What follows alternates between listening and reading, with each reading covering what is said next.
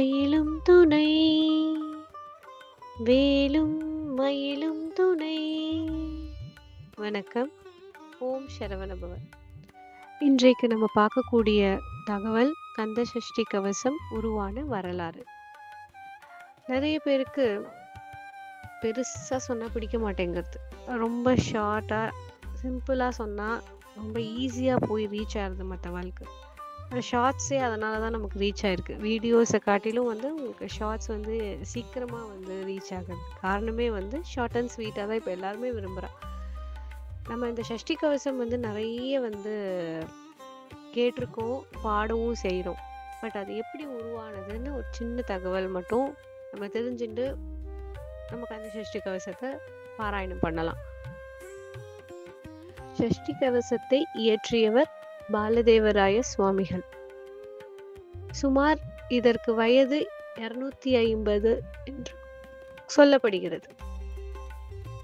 பாலதேவராய சுவாமிகள் சஷ்டி கவசத்தை உருவாக்கிய சூழ்நிலை பார்த்தீங்கன்னா ரொம்ப உணர்ச்சி பூர்வமானது. அவருக்கு தீராத வயிற்று வலி, எந்த வைத்தியர்கிட்ட போனாலும் சரியாகலை.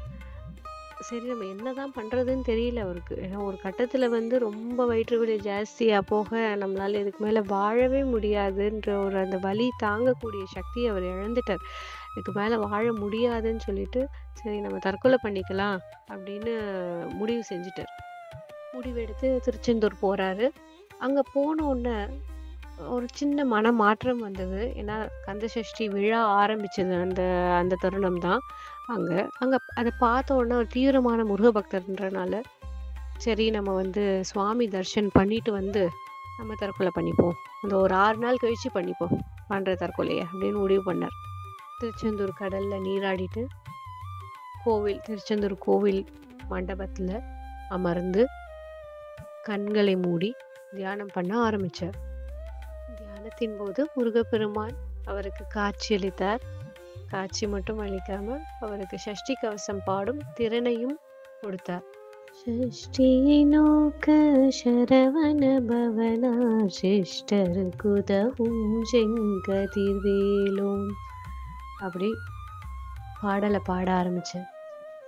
அதற்கு அடுத்த 5 நாட்களுக்கு முருகப்பெருமானின் பிற அறுபடை வீடான திருப்பரங்குன்றம், பழனி, சுவாமிமலை, திருத்தணி, பழமுதிர்ச்சோலை ஆகிய திருத்தலங்களுக்கு சென்று கவசங்களை இயற்றி முடித்தார்.